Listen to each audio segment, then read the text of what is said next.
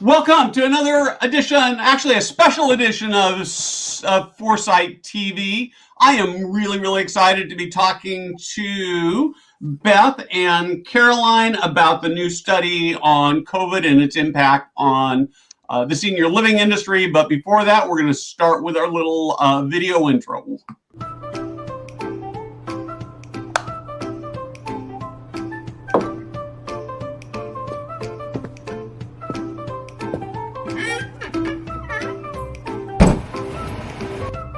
Hey guys, Steve Moran here.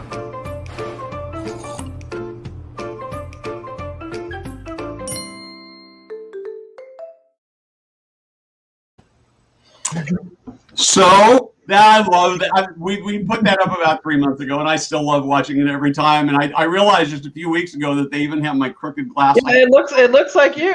Yeah, it does, and so we're starting to use that for other things. You'll find it on our email, daily email. It sits on the top and stuff. And so I have nothing. I don't take any credit for it. My team figured that out, and so it was fun. It was great. So anyway, okay, so let's start and talk a little bit about who you are. Beth, Nick's pretty well known, so I'm going to give you like 30 seconds. And then Caroline, I'd like to, if you pay attention to this data geeky stuff, we probably heard a NORC and you're going, what's a NORC? So we'll give you a little bit longer. So Beth, let's start about Nick. Sure. Hello, everyone, and thank you for having me, Steve. I appreciate it. My name is Beth Mace. I probably know a lot of the people on this watching right now. I'm the chief economist at NIC, National Investment Center for Seniors Housing and Care. We're a not-for-profit organization. We promote any kind of housing and care options for seniors by bringing together capital providers and those that need the capital, so developers and operators. We have two big events, big one coming up in November in Houston. We hope we can see you there. We do data collection and analysis, and that's a good summary of Nick. So thank you for having me. That's great. And I'm almost giddy about going back to Nick. Nick was, I think, I'm sure it was the last big conference I was at before the world shut down. And so I can hardly wait, even though it is in Houston. So anyway, and Caroline. Yeah, I'm Caroline Pearson, Senior Vice President from NORC at the University of Chicago. And NORC is a nonprofit research institution. We are celebrating our 80th anniversary coming up this year. So my healthcare strategy team is really focused on delivering data and information to healthcare stakeholders. So that is what we do and what we tried to accomplish in this particular study. Cool. So Beth, let's actually start by talking a little bit about why Nick sponsored this study, what they were hoping to accomplish with what they were looking at. Yeah, so Nick provided a grant to NORC at the University of Chicago to really help us better understand what the impact of COVID was by care setting. So we knew that, COVID had been hit hard in skilled nursing, and we had some indication that it had been hit hard in the other care settings, but we didn't really have a full detailed analysis of that. So what we learned is that, we're not a monolithic industry. There were some pretty significant differences. And we looked specifically at mortality rates and pretty significant differences in mortality rate, depending on whether it was skilled nursing property, an independent living property, an assisted living property, or memory care property. Okay. And do you want to talk, maybe Caroline, you can sort of just talk at a very high level what you discovered on a by care level, what those numbers look like? Yeah, absolutely. So I think folks are sort of most familiar with the fact that COVID had a huge impact in skilled nursing, and so we can sort of start there. Within the properties that were included in our analysis, and there were almost 4,000 of them, we had about 60 deaths per 1,000 residents in skilled nursing. If we then jump to assisted living was about a third of that level. So about 19 deaths per 1,000 residents on average in assisted living. And then independent living was about 6 deaths per 1,000 residents on average, which was statistically comparable to what we saw among people 75 and older who are living in their private homes in the same counties. So big differences there. And so I want to actually dig into this actually, let me back up a second before I go there. The data collection challenges on this particular study were massive, right? And so you looked at 5 states, and I think it's important that sort of people understand what that challenge looks like and the limitations it may have caused before I get into the questions. Yeah, that's great. I mean, unfortunately, this was an unprecedented time, and people were trying to sort of stand up new data collection methods quickly, but it is important to appreciate just how messy this data was. So when we set out, we really needed to collect sort of address level, property level death data that was being reported by the states. We also needed to have data about deaths in the county with age cutoffs, right? So that we could make sort of comparable information. Those 2 criterion became more challenging than you might have expected. So that narrowed our field pretty significantly. Among the states that had that data available, we then began to just try to select 5 that represented different geographic regions, different politics. We know that politics played into some of the reporting here, and we wanted, that was important. And then states that had different experiences within the pandemic. So, of course, some of the states on the East Coast had very early severe pandemic exposure, whereas others were hit a bit later during the spread in the spring.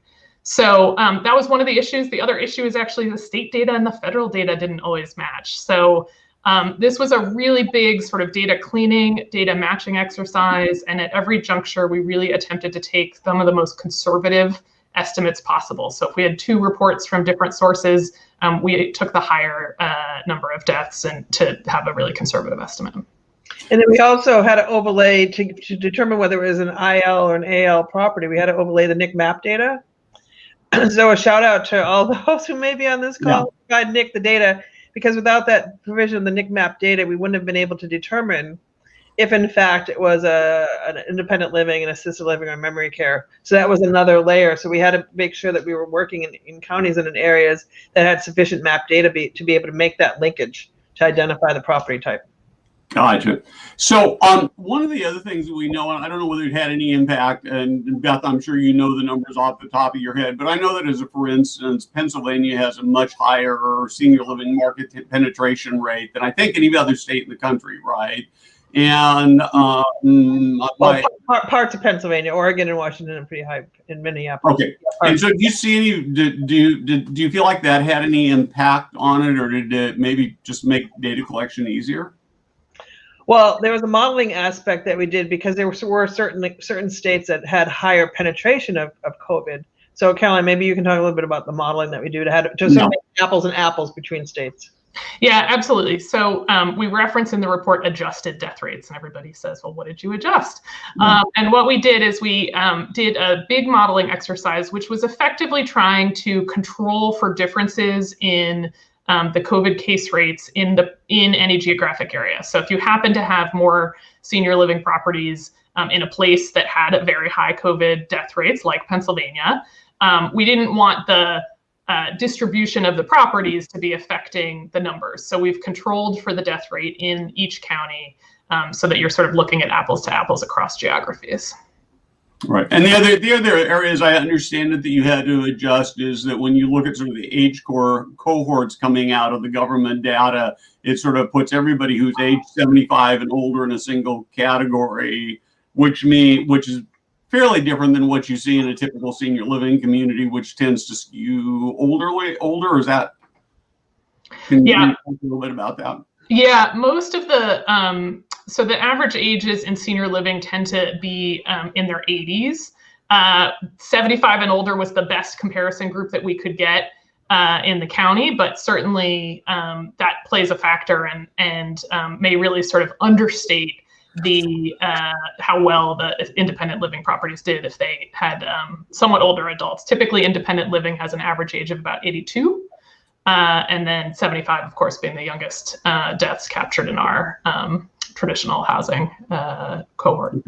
So one of the statements in your report that really stood out to me, and I did give you prior warning I was going to ask about this, is that I'm going to actually read from the report here. It says independent living had an average adjusted mortality rates of 5.9 per 1,000, compared to 6.7 per 1,000 age 75 older living in the same counties. And then you go on and say, but statistically it's the same. But I look at that and I think, 5.9 to 6.7, that's like 1.6 extra people that didn't die in senior living. That sounds pretty good to me. What about that? Yeah, I mean, this is where the statisticians urge caution in interpreting the results. So there's a lot of noise in this data. We have a 5-state sample.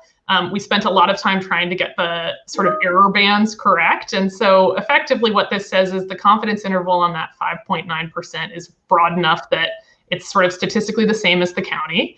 But certainly for folks that are in this industry, you look at a lower point estimate on IL, and that is cause for optimism. Certainly if we expanded this study, we might see different results and we'd be able to shrink those confidence intervals. But based on this sample, we can say that they're about the same with an older population living there.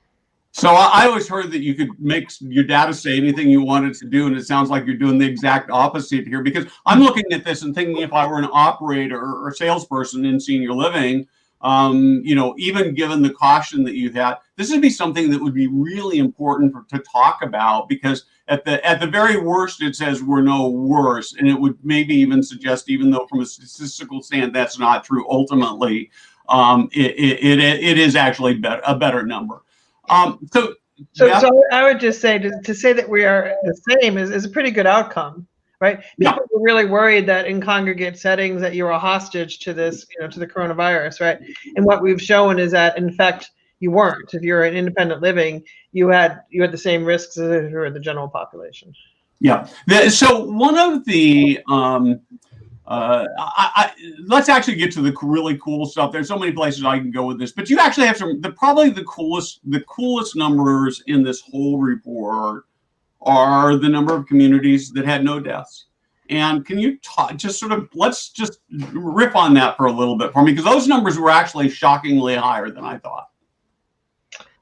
So if we look at the data again, so 67% of independent living properties, 67% had no fatalities. 64% of assisted living properties had no fatalities. 61% of memory care had no fatalities, and 39% of skilled nursing had no fatalities. So those are for senior, what we traditionally think of as seniors housing, AL, IL, and memory care. That's like 2 of 3 properties, roughly, that didn't have any deaths, and that's a pretty strong statistic.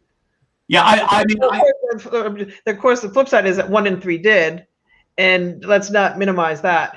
That's not great, and each of those people that died, it's it's a tragedy. So I don't want to minimize that, but yeah. Yeah. So do we? This is probably the most interesting, the hardest question, and you may not have the data, maybe not something you're comfortable talking about. When you look at the buildings that had no deaths and versus the buildings that did have deaths, do you see any sort of operational differences in terms of how they operated, or ownership, or even for-profit versus not-for-profit? Yeah, that's not something that was part of our study. So we did not sort of correlate any attributes of the properties that had no deaths versus the properties that did have deaths. And I think, it's reasonable to think that there may have been design features that factored into that. There may have been sort of policies and best practices in terms of infection control. But a lot of this is also, the pandemic, we don't want to imply that we had more control over the pandemic than we did. And things were evolving really rapidly. So to the extent that some properties did have deaths, that is also sort of not surprising and not always something that was necessarily in their control. Yeah, and certainly there's a significant number of randomness about this, right? I mean, there were some buildings, hard to maybe argue that randomness counted for much as we got into the latter months of the year, but particularly early on, you look at what happened up in Washington State, and we actually told the story about an operator out of Las Vegas who got hit really, really hard. But it was in the, it was like in April when it was just, the whole world was cascading down, and the operator was willing to tell the story because they were actually a great operator. And even though they had horrible, horrible numbers, they were able to recover, and their occupancy is way above the national averages today. So I think we have to be really, really important. So this tech message, I think you sort of talked about this, but it actually that just came in. I want to ask this because it'll lead to another question. So what do you attribute the much higher death rates among SNF? So from a study point of view, right, we looked at deaths by property type, and I can't speak to causality. I certainly think understanding that the residents of SNFs are very high needs, right? Very seriously ill individuals, lots of both health complications as well as sort of mobility and activities of daily living limitations. Those are human attributes that are correlated with higher likelihood of death by COVID. And so, one of the things that we really want to explore in future research is, can we control for the factors of health status that may have impacted death rates? But I think that's plausible, but I can't speak to that based on the data that we did. So I don't remember whether it was in your report or something else that I was looking at. I think it was in your report, said that the typical, or I don't know whether it was median or mean death rate in skilled nursing is about 32% a year. Do you have a sense of what that actually increased to during 2020 COVID? We didn't look at all-cause. So the question is effectively, what was the change in all-cause mortality? Yeah, exactly. In skilled nursing. Unfortunately, that wasn't something that we could look at with this data, because the data sources we were looking at only published COVID deaths. We know that COVID likely replaced other sources of annual deaths in senior housing and elsewhere. But we don't know what the sort of overall impact on death rate for 2020 was. That will certainly be something that I think researchers will want to study. Yeah, I mean, one of the questions I find when I look at the skilled nursing death rates, and I'm sure it's something you guys have thought about and talked about internally, is, and it's hard to talk about sort of in a public forum like this, because it sounds like, we're, playing cards with people's lives. And I want to be sensitive. We're talking about real live people. We all know people who died from COVID and who have close ones that died from COVID. But I think it's, we're in this business, and it's fair to talk about the reality that some percentage of those people would have likely died within months or weeks, maybe even days, that were attributed to COVID deaths. What isn't it that used to be an old saying that pneumonia was sort of the old man's best friend, because it would hasten a death that would otherwise prolong, right? And so, I guess this is more of an opinion question than really necessarily a statistical question. And is that something you're going to look at? So I think we would like to look at all-cause mortality if we have the data to support it. That will be really interesting. There's reason to think that not every death from COVID was perhaps attributed to COVID, but as you point out, there were also lots of deaths. We know that folks who were already on hospice for other health conditions also contracted COVID, and that would have been registered as a COVID death in most reporting systems. So, there's a lot of messiness within it, and I think that is an area that we'd like to explore in the future. Yeah, and that's actually one of the sort of outcomes of the study, really is a sense that the data was so messy that sort of the public infrastructure data set needs to get improved for us to be able to respond faster, for us to be able to understand faster. We had anticipated that this analysis would take shorter than it actually did, because the data was so complicated. And then, of course, again, the pandemic extended it for as long as it had extended, which we hadn't anticipated. But we need better data infrastructure, public data, to be able to get a hold of this and be able to really do a better assessment. And that's right in the sort of the wheelhouse of what Nick usually talks about, which is data and transparency, to make sure that we really understand what the facts are, instead of we just speculating about what the facts could be. When you look at the data, one of the things we know is that there were some nursing homes in particular that had just massive numbers of deaths. Did you take any look at the data where you said, we had 10 buildings that had a mortality rate that was twice what the rest of the buildings is, and if you took that out, it would radically change the equation? Did you any You don't understand the question, obviously. I'm just wondering if you looked at that and if you have any thoughts on that. We did a lot of, so what you're describing is basically an outlier analysis, right? As we're looking at sort of average death rates, do we have really sort of extreme outlier properties that had very high numbers of death that may be dragging up the rates? We did a lot of sensitivity analysis. I think we ran 8 or 9 sensitivity analyses on this data, including exclusion of outliers.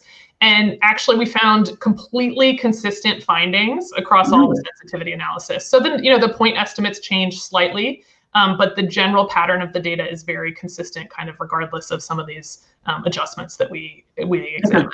Right, great. So Beth, let's talk.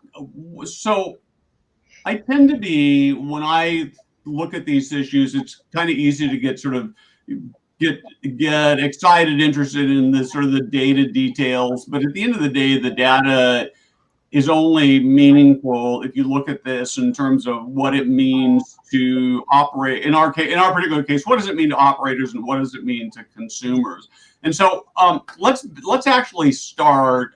Let's actually start with the operator side. And so, if you were an operator, you sit in an operator's chair, Beth. What does this data tell you?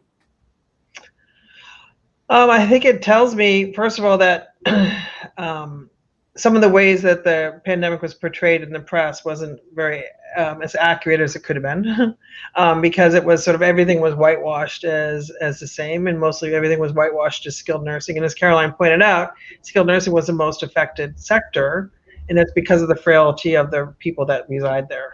Right. So that would be one thing. And then the second thing I think is what we learned is that when we did all the interviews with the operators, so as part of this study, we interviewed a lot of operators, and I have to say that they were extraordinarily agile.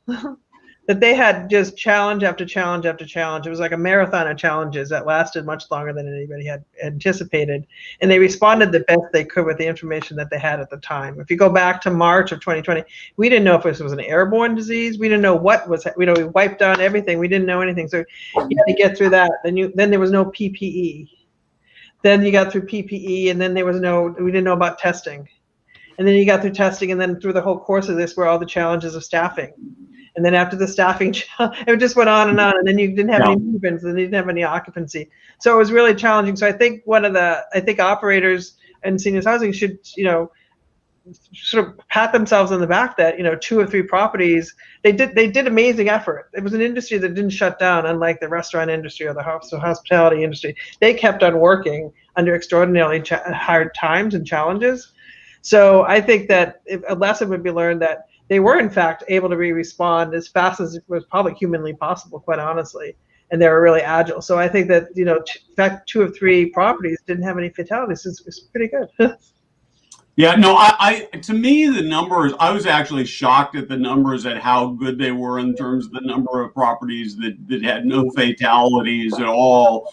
And it's a story that I think needs to be told very broadly, that we protected people. The other question I have is, will there be any research that you guys are doing that's actually going to look at sort of the impacts of the loneliness, loneliness maybe is a much more subjective, but at least the isolation in terms of both quality of life and maybe longevity? Yeah, I don't know that's part of this. I'm not sure that that's part of this study. Okay. But it is a significant issue, and it was interesting. It wasn't acknowledged, I don't think, early on in the pandemic, but a few months into it, people really did recognize that by keeping people locked in their rooms and things, that was having an additional negative impact on quality of life and on their overall health. And so I think that the pandemic actually highlighted how important that social interaction is and the negative impact of loneliness. There's that stat that people always bounce around, that loneliness is equal to like 10 cigarettes a day or 20 cigarettes a day or something like that. So it is acknowledged, but I think it was really demonstrated in this, but that was beyond the scope of what we're doing in this particular project. Right. And I think what's interesting about that number is that it likely had at least as big, a lot of focus, a lot of people talking about, well, how terrible the quality of life was in senior living because we were locking in people in their rooms and delivering their meals on styrofoam trays and, trying to do either, Zoom or video or hallway bingo or cocktail hours and how terrible that is. But we don't really have a good feel on what kind of impact it had on people who were at home, and talk about isolating at home. I talked to one senior living professional, this is several months ago, whose parents lived in a very rural part of the country, Midwest, I think, and both got COVID, and they just barely survived socially because of. Yeah, I think that's a really good, important comparison. That as it was recognized, the impact of that within most congregate settings, there were actions to try to address it, and they probably weren't perfect. But the other interesting thing is that I heard from a few operators that, people who reside in seniors housing properties, they've lived a long life. They've been through a lot of challenges in their life. So actually, a lot of residents sort of just, sucked up to it and said, well, this is just what we have to do right now. And for the younger people, it was more because they hadn't experienced that type of catastrophe. And I'm not saying it was easy, but I'm just saying that the attitude of a lot of older people was, okay, we've gone through rough times before. This is another rough time.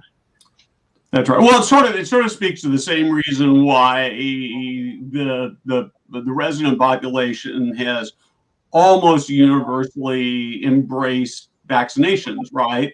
As I'm old enough as a kid that I was just little kid, but remember the tail end of the polio vaccination, and it was really, really scary. I can remember my parents not letting me go swimming in places because they were just terrified.